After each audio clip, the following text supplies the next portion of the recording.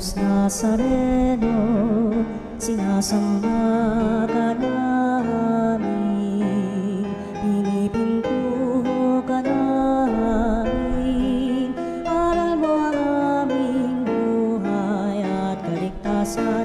Nuestro Padre Jesus Nazareno, iligtas mo kami sa kamatayan, ang krus mong pinamatayan ay sagisag ng aming kaligtasan. Nuestro Padre Jesus Nazareno, dinarangal ka namin. Nuestro Padre Jesus Nazareno, inulwalhati ka namin. Nuestro Padre Jesus Nazareno, inarangal ka namin. Nuestro Padre Jesus Nazareno, inulwalhati ka namin. Bayan muling magtipon, awitan ng Panginoon, sa piging sariwain, pagliligtas niya sa atin.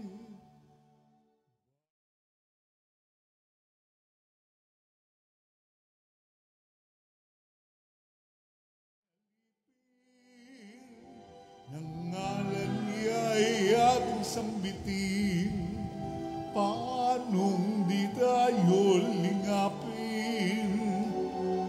Bayan muling magtipon, awitan ng Panginoon.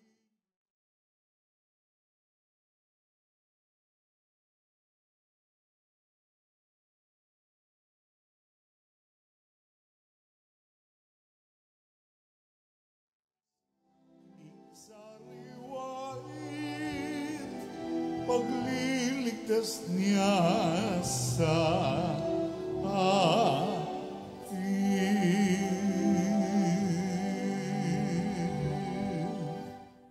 Sa ngalan ng Ama at ng Anak at ng Espiritu Santo, Amen. ang pagpapala ng ating Panginoong Jesucristo, ang pag-ibig ng Diyos Ama, at ang pakikipagkaisa ng Espiritu Santo, naway sumainyong lahat. At sumaiyo rin. Pagpasalamat tayo sa Diyos sa araw na itong ibinigay sa atin, sa Kanyang kabutihan at pagmamahal, sa lahat ng biyaya at pagpapala na Kanyang kaloob. Ngayong araw ng Miyerkules, July 3, pinagdiriwang natin ang kapistahan ni Apostol Santo Tomas. Little is known of the early life of Saint Thomas.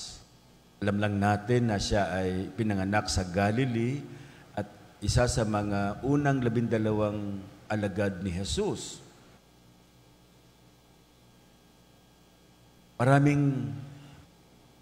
May mga tukso kay Saint Thomas, tinatawag siyang Didymus o may kakambal, tinatawag din siyang Doubting Thomas dahil sa kanyang karakter.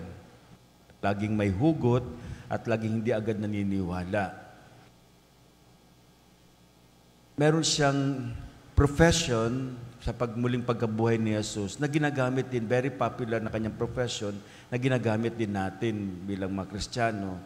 Kahit siya hindi naniwala kay Jesus, nang muling nagpakita si Jesus, tinawag niya itong My Lord and My God, a wonderful profession ng ating pananampalataya. Tinatawag natin si Jesus din na our Lord and our God. According to tradition, pumunta siya sa India kung saan ibinahagi niya ang mabuting balita. Ang sabi nga, namatay siya sa India, sa Madras, by sinibat siya. He was speared to death at dinala ang kanyang relics sa Italy. Kaya siya naging patron saint ng India. Sa ating misa ngayon, itaas natin sa Diyos ang ating mga pagsusumamo at mga kahilingan at hilingin natin ang panalangin ni Santo Tomas para sa ating pamilya, kamag-anak, kaibigan at mga taong pinagkakautangan natin ng loob. At Tupang tayo maging karapat-dapat gumanap sa banal na pagdiriwang, lumapit tayo sa Diyos sa may pagsisisi, aminin natin ang ating mga pagkakamali, ang ating mga nagawang kasalanan. Tinugong tagapagpagaling sa mga nagsisisi, Panginoon, kaawaan mo kami. Panginoon, kaawaan mo kami. Dumating na tagapag-anyayang mga makasalanay magsisi, Kristo, kaawaan mo kami. Kristo, kaawaan mo kami. Nakaluklok ka sa kanan ng Diyos Ama para ipamagitan kami, Panginoon, kaawaan mo kami. Panginoon, kaawaan mo kami. Kaawaan tayo ng makapangyarihang Diyos, patawarin tayo sa ating mga kasalanan at patnubayan tayo sa buhay na walang hanggan. Amen.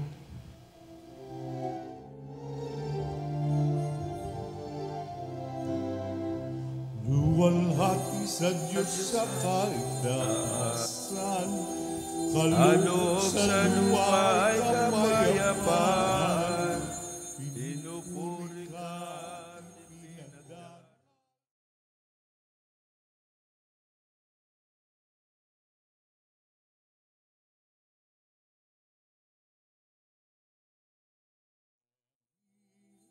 Amang makapangyarihan, Panginoong Jesucristo, Anak ng Diyos, Kordero ng Ama, ikaw nag-aalis ng mga kasalanan.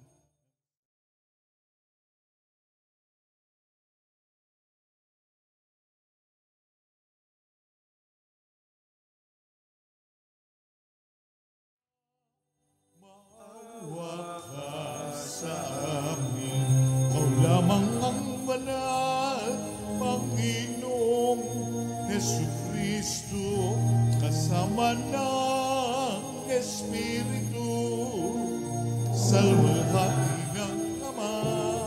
Amen, Amen, Amen, Amen.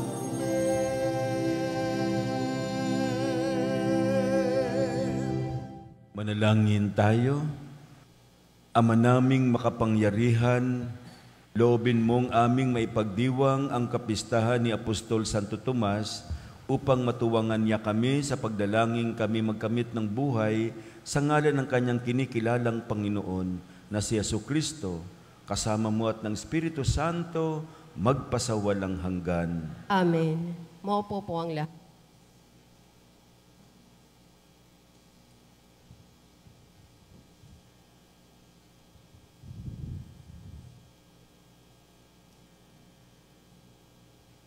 Pagbasa mula sa sulat ni Apostol sa mga taga-Efeso. Mga kapatid, hindi na kayo dayuhan o taga-ibang bansa, kundi kababayan ng mga hinirang ng Diyos at kabilang sa kanyang sambahayan. Kayo'y itinayurin sa saligan ng mga apostol at mga propeta, na ang batong panulukan ay si Kristo Jesus. At sa pamamagitan niya, nagkakaugnay-ugnay ang bawat bahagi ng gusali at nagiging isang templong banal. Dahil din sa inyong pagkakaisa sa Kanya, kayo may kasama nilang naging bahagi ng tahanan ng Diyos sa pamamagitan ng Espiritu. Ang salita ng Diyos. Salamat sa Diyos.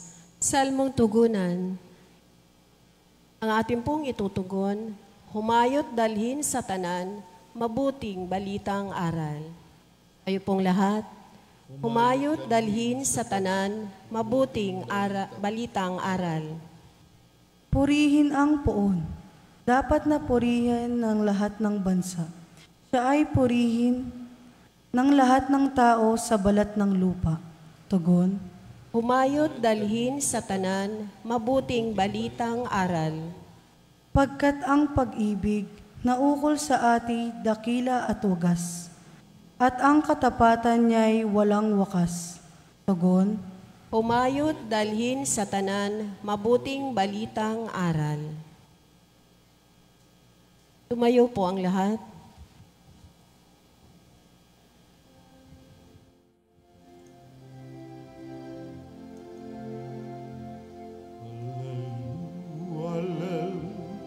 Hallelujah,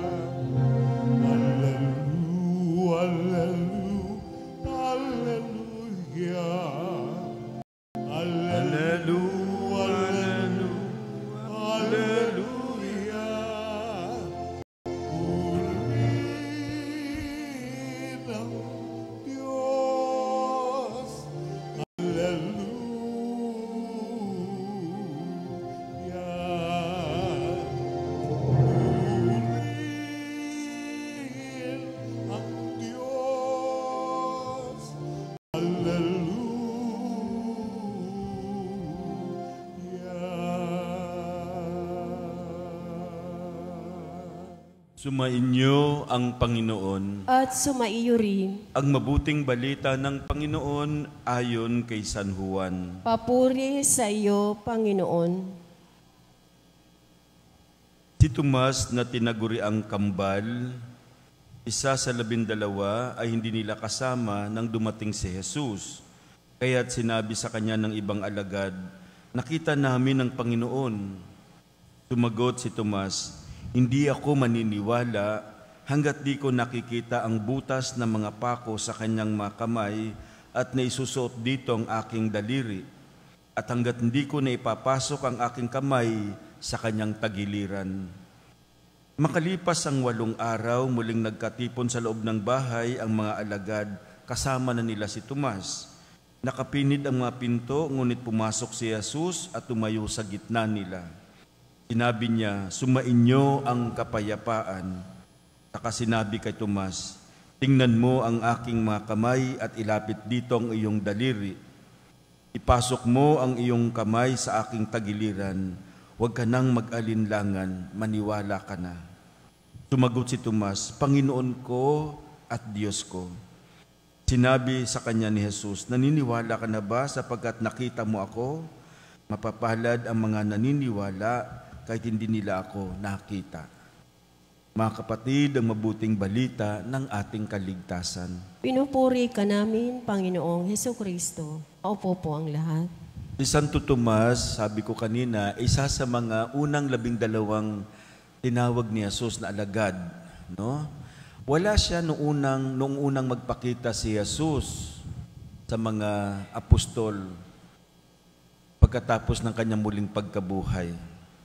Ibinalita na lang ng mga alagad sa kanya ang kanilang nasaksihan. Subalit sinabi ni Tomas, "Maliban lamang na makita ko sa kanyang kamay ang tatak ng mga pako, no? At may pasok ang aking daliri sa pinaglalagusan ng pako, at may pasok ang aking kamay sa tagiliran, hindi ako maniniwala." Pagkatapos ng 8 araw, no, muling lumitaw si Jesus sa kalagitnaan ng mga alagad kahit na nakasarado ang mga pinto. Pinagbigyan ni Jesus ang kahilingan ni Tomas. Ang sabi niya kay Tomas, "Ilapit mo dito ang iyong daliri. Tingnan ang aking mga kamay at ilapit mo ang iyong kamay, ipasok sa aking tagiliran. Huwag tumangging maniwala." I think ito yung kung saan tinatawag siyang doubting Thomas. Hindi rin siguro si ganitong sitwasyon lang na siya nagdalawang isip. Marami sigurong mga pagkakataon na kasama nila si Tomas na parang kulang ang kanyang paniniwala, no? Kaya rin siya tinawag na the doubting Thomas. Kaya sinigaw ni Tomas yung kanang sentro ng pananampalatayang ng sambayanang Kristiyano, "Panginoon ko at Diyos ko, my Lord and my God," na naging profession din ng marami sa atin, no? Lagi na rin natin sinasabi itong linya ni Thomas, "My Lord and my God." Sabi ng mga theologian, si Thomas daw ay may nakakatuwang karakter. Tinatawag siyang Didymus. Alam niyo yung Didymus, salitang Griego, nang ibig sabihin ay kambal. Mukhang biro itong pagtawag sa kanya na kambal kasi wala naman siyang kakambal. Marahil there is this sense of duality sa kanya. Alam niyo yun, may kang kaibigan na parang may kinakausap yung sarili, nagsasalita, no? Parang may kausap pero wala namang kausap. May ganun ba kayong kaibigan? Minsan tumatawa ka, no? Minsan tawag natin sa Bisaya, may buang masiguro ni, no? Buang ba? No, may konting kasi nagsasalita sa sarili niya, di ba? Palagay ito yung karakter ni Tomas, kaya tawag sa kanya ay Didymus. Itinutukso siya. May kasalanan din tayo kasi pinagtatawanan natin yung ganitong mga kaibigan natin, no? Hindi lang siya ang may diferensya, baka tayo rin kasi malakas tayong tumawa. Kasi ba naman sinong hindi tatawa kapag may kausap siya, wala namang kausap, no? Murag buang ba? Wala siya nung 1 linggo at palagay ko okay lang sa mga grupo niya. Okay lang sa mga grupo niya, wala siya. Di ba may ganyan kang kaibigan? Kung dan siya, okay lang. Kung wala siya, mas okay. No? Kasi nga, hindi rin siya parang butt of joke eh. No? Kaya okay lang na wala siya. parang may ganoong dynamics itong grupo nila. May kaibigan ba kayong ganon na pag wala siya, okay lang din? No? Parang hindi mo siya hinahanap. At lagi siyang may hugot. No? Kaya didimos talaga tawag sa kanya. Kasi pag kinausap mo naman siya, may hugot siya. May ganyan din ba kayong kaibigan? Sabi ni Tomas, hanggat hindi ko nakikitang butas ng kanyang kamay at paa, at hanggat hindi ko nilalagay ang kamay ko sa kanyang tagiliran, hindi ako maniniwala. Very loaded, no? Di ba? May hugot. Alam niyo, may nabasa ako, kadalasan daw, yung mga batang lumaking sinasaktan, no? Yung mga batang laging hindi pinagbibigyan, they are not trusting. Parang aso ba, pag lagi mo tinatali, lagi mo pinapalo, hindi siya magtatrust sa amo eh. Kahit na siya nagpapakain, no? Hindi agad sila naniniwala. Parang may ganoong dynamics. Baka may ganitong karanasan si Tomas kasi sabi ko nga, little is known of his early life. Baka may ganito siyang karanasan, no? Kaya hindi siya very trusting. At hindi lang siya wounded, pati na rin ang community niya. Sabi ko nga, hindi lang si Tomas ang may diferensya, baka itong community din. Pinagtatawanan siya lagi siyang butt of jokes, no? Binibiro siya lagi. Posible na medyo nagkawatak-watak ang mga alagad matapos ipako at mamatay si Jesus. Kaya nga wala siya eh. No? Baka nagkawatak-watak din. And then, no, baka sinumbatan niya si Pedro. Ikaw, una kang tumakbo. No? Nawala ka, leader ka pa naman namin. May hugot kasi ito si Tomas. No? Baka yung nagkasumbat-sumbatan sila, kaya nagkawatak-watak. And this wonderful thing happened by healing Thomas. Hindi lang si Tomas ang pinagaling ni Jesus, pati na ang community. You have to accept Thomas. Kayo rin. Kaya tayo kapag pinagaling ang isang tao, dapat tayo rin kasama tayo doon. Hindi lang si Tomas ang pinagaling ni Jesus. Hindi lang si Tomas ang ibinalik niya sa kanila. Pati sila, pinagaling ni Jesus. And they became very accepting of Thomas. Tinanggap nila si Tomas dahil si Jesus ay hinilom si Tomas at hinilom ang community niya. At I think ito rin ang hamon sa atin, sa bawat isa sa atin. No?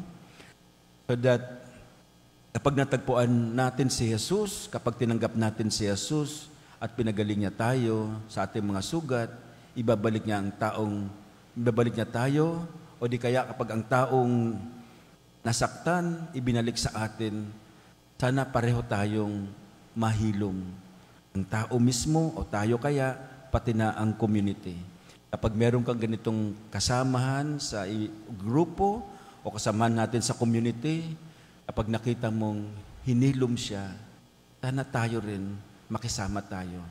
Dahil ang Diyos ay gumagalaw hindi lang sa isang buhay ng tao, at the same time, sa buong community.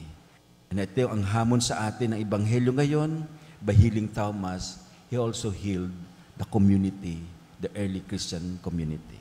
Amen?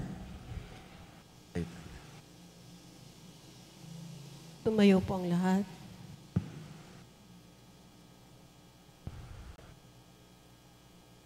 Taglay ang pananampalataya ni Kristong muling nabuhay, na ang mga sugat ang tanda ng kanyang tagumpay, ilapit natin ang ating mga kahilingan sa Ama ng habag.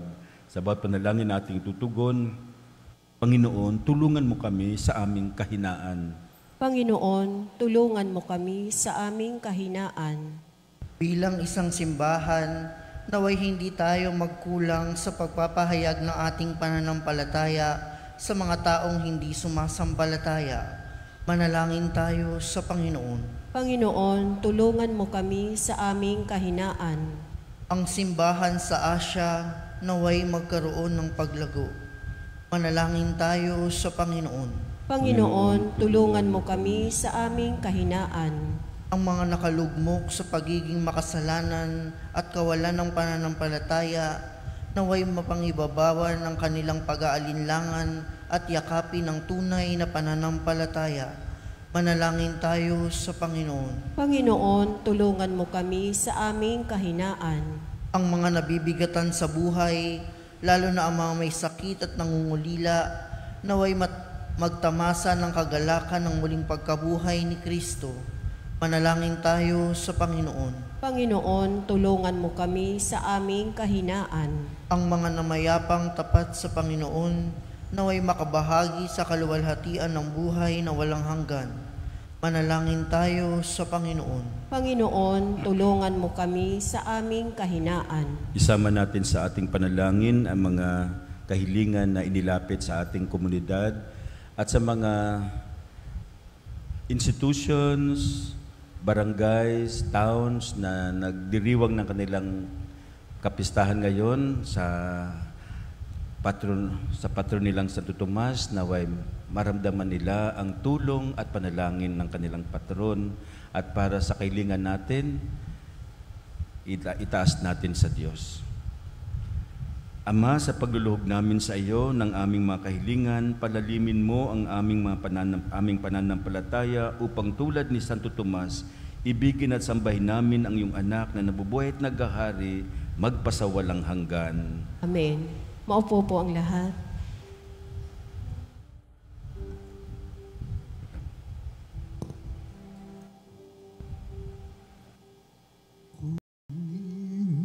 At tanggapin ang alay na ito, mga biyayang nagmula sa pagpapala.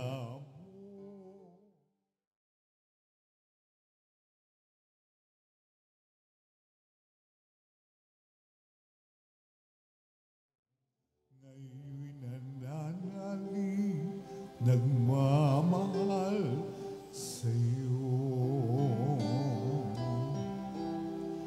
Tinapay na nagmula sa butil ng trigo.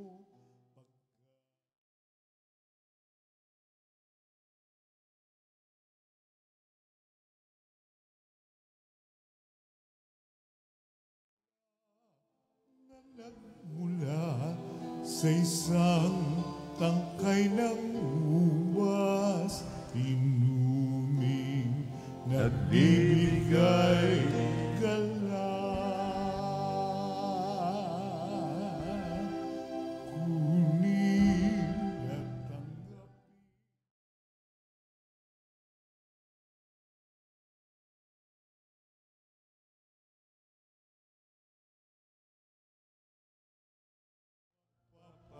Alam mo, tanda ng bawat puso, pagkat inibig mo, ngayon nananalig, Nagmamahal sa'yo. Tumayo pong lahat. Manalangin kayo mga kapatid upang ang paghahain natin ay kalugdan ng Diyos Amang makapangyarihan. Tanggapin nawa ng Panginoon itong paghahain sa iyong mga kamay, sa kapurihan niya at karangalan sa ating kapakinabangan at sa buong sambayanan niyang banal. Ama naming lumikha, inihahain namin ang aming paglilingkod, kalakip ang dalangin itaguyod mo ang iyong mga kaloob sa amin. Ngayon kami nagpapasalamat sa iyo kaysa ng pagpupuri ni Apostol Santo Tomas, sa pamamagitan ni Jesucristo kasama ng Espiritu Santo magpasawalang hanggan. Amen. Sumainyo ang Panginoon. At sumaiyo rin. Itaas sa Diyos ang inyong puso at diwa. Tinaas na namin sa Panginoon. Pasalamatan natin ang Panginoong ating Diyos. Marapat na siya ay pasalamatan. Ama naming makapangyarihan, tunay ngang marapat na ikaw ay aming pasalamatan sa pamamagitan ni Jesucristo na aming Panginoon. Itinatag niya ang iyong sambayanan at ang mga apostol ay salig at katuwang sa pagpapanatili ng iyong pagmamahal na di magwawakas kahit kailan.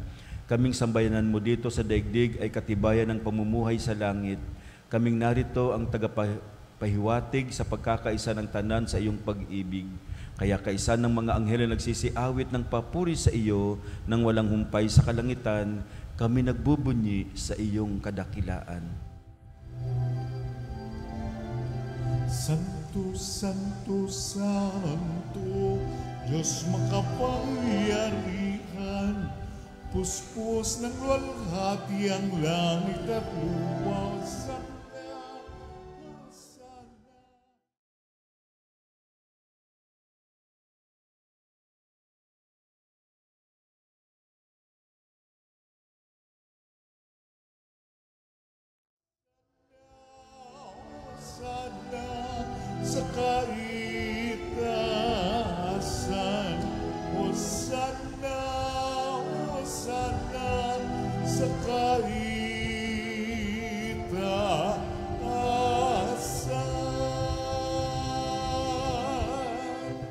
Ama naming banal, ikaw ang bukal ng tanang kabanalan, kaya't sa pamamagitan ng iyong Espiritu, gawin mong banal ang mga kaloob na ito upang para sa amin maging katawan at dugo ng aming Panginoong Hesukristo.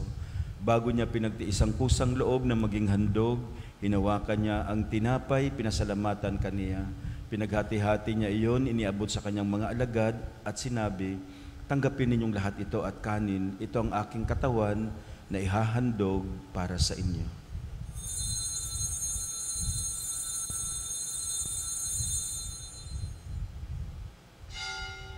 Gayon din naman nung matapos ang hapunan, hinawakan niya ang kalis, muli kanyang pinasalamatan, iniabot niya ang kalis sa kanyang mga alagad at sinabi, tanggapin ninyong lahat ito at inumin itong kalis ng aking dugo ng bago at walang hanggang tipan. Ang aking dugo na ibubuhos para sa inyo at para sa lahat. Sa kapagpapatawad ng mga kasalanan, gawin ninyo ito sa pag-alaala sa akin.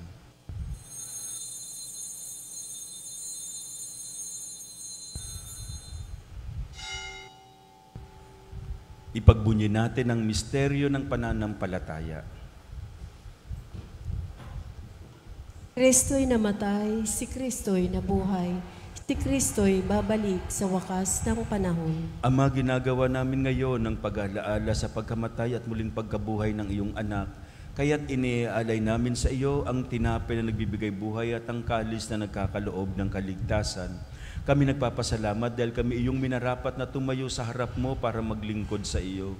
Isinasamo namin kami magsasalo-salo sa katawan at dugo ni Kristo ay mabuklod sa pagkakaisa sa pamamagitan ng Espiritu Santo.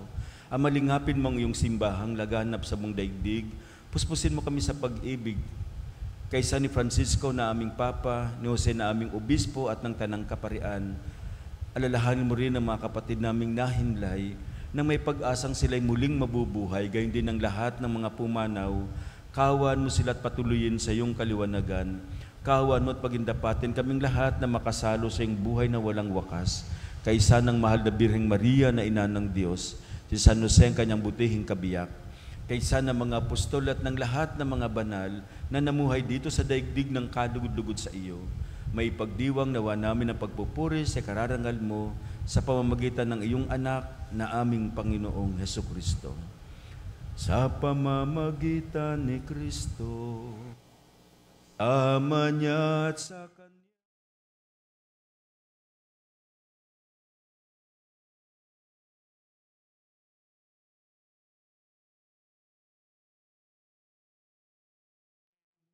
kasama ng Espiritu Santo,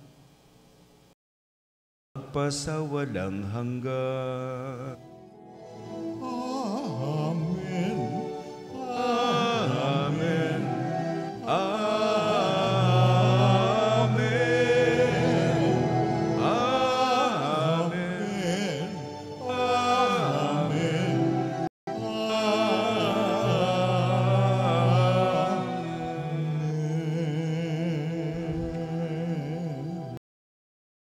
Hindi naman nakagagaling na utos sa turo ni Jesus na Panginoon natin at Diyos, ipahayag natin ang lakas loob.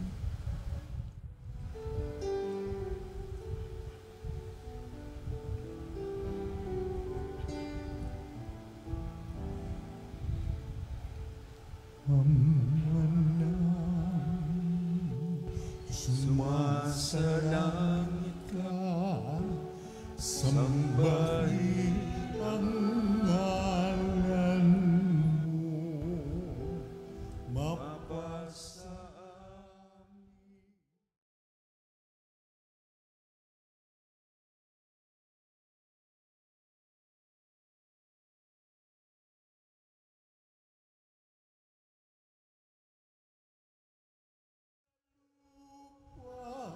para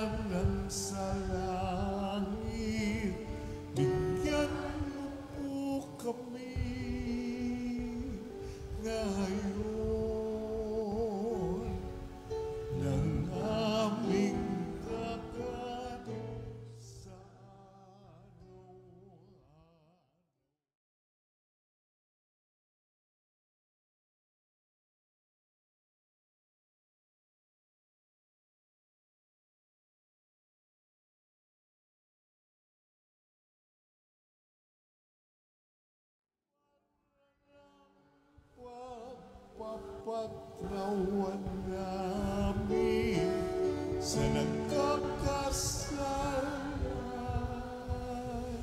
sa amin.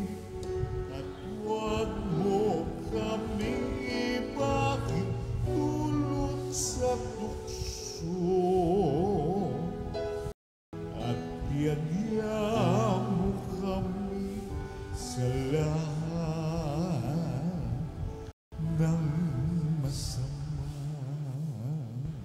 Hinihiling namin kami adya sa lahat ng masama, pagkalooban ng kapayapaan, araw-araw, iligtas sa kasalanan at ilayo sa lahat ng kapahamakan, samantalang aming pinananabikan ng dakilang araw ng pagpapahayag ng tagapagligtas naming si Jesucristo. Sapagkat iyo ang kaharian at ang kapangyarihan at ang kapurihan magpakailanman. Amen. Panginoong Jesucristo, sinabi mo sa iyong mga kapustol, kapayapaan ang iniiwan ko sa inyo, ang aking kapayapaan ang ibinibigay ko sa inyo. Tunghayan mong aming pananampalataya at huwag ang aming pagkakasala. Pagkalooban mo kami ng kapayapaan at pagkakaisa ayon sa iyong kalooban, kasama ng Espiritu Santo magpasawalang hanggan. Amen. Ang kapayapaan ng Panginoon ay laging sumainyo. At sumaiyo rin. Magbigayan kayo ng kapayapaan sa isa't isa. Peace po, peace. Peace po.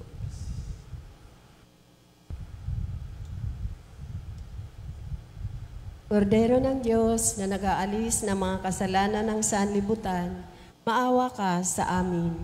Kordero ng Diyos na nag-aalis ng mga kasalanan ng sanlibutan, maawa ka sa amin. Kordero ng Diyos na nag-aalis ng mga kasalanan ng sanlibutan, ipagkaloob mo sa amin ang kapayapaan. Lumuhod po ang lahat. Ito ang kordero ng Diyos. Ito ang nag-aalis ng mga kasalanan ng sanlibutan. Mapalad tayong inaanyayahan sa kanyang piging. Panginoon, hindi ako karapat-dapat na magpatuloy sa iyo, ngunit sa isang salita mo lamang ay gagaling na ako. Pagsanggalang nawa ko ng katawan at dugo ni Kristo para sa buhay na walang hanggan. Amen.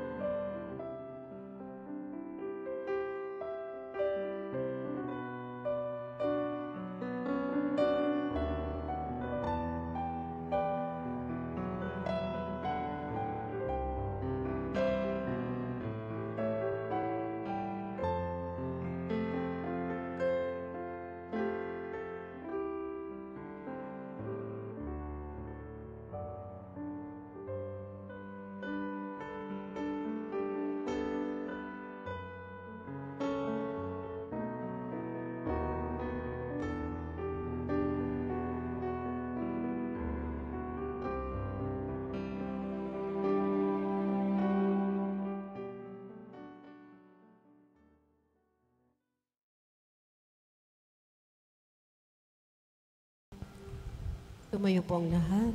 Manalangin tayo. Ama naming mapagmahal, ngayong kami nagsalo sa katawan ng bugtong ng anak mo, mapanaligan nawa namin siya kaisa ni Apostol Santo Tomas. Maipahayag nawa naming siya'y Panginoon at Diyos sa pamumuhay namin at tapat na paglilingkod. Sa pamamagitan niya, kasama ng Espiritu Santo, magpasawalang hanggan. Amen. Maraming salamat sa lahat ng nakisa sa ating banal na misa sa kapistahan ni Santo Tomas. Maagang gumising kahit hindi magandang panahon. Medyo maulan-ulan ngayon. Pero narito kayo, nakiisa sa ating banal na misa, sa mga naglingkod, nag-serve, at sa mga naghanda para sa ating pagdiriwang. Maraming salamat din po. Sumainyo ang Panginoon. At sumaiyo At rin. pagpalain kayo ng makapangyarihang Diyos Ama, Anak at Espiritu Santo. Amen. Natapos ng banal na misa, taglay ninyo sa pag-alis ang pag-ibig at kapayapaan ni Kristo. Salamat sa Diyos. Happy Feast Day po.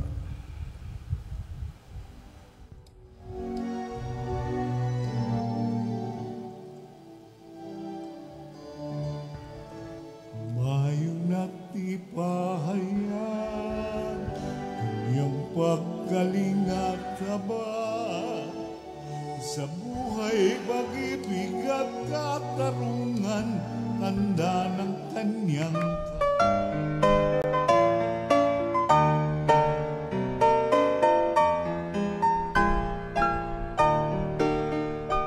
Nuestro Padre Jesús Nazareno, sinasamba ka namin, pinipintuho ka namin, aral mo ang aming buhay at kaligtasan.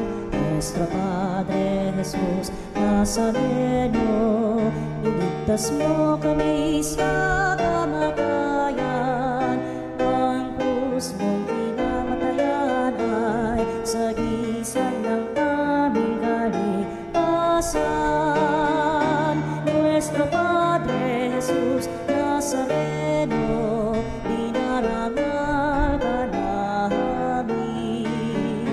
Nuestro Padre Jesus Nazareno, inulwalhati ka namin.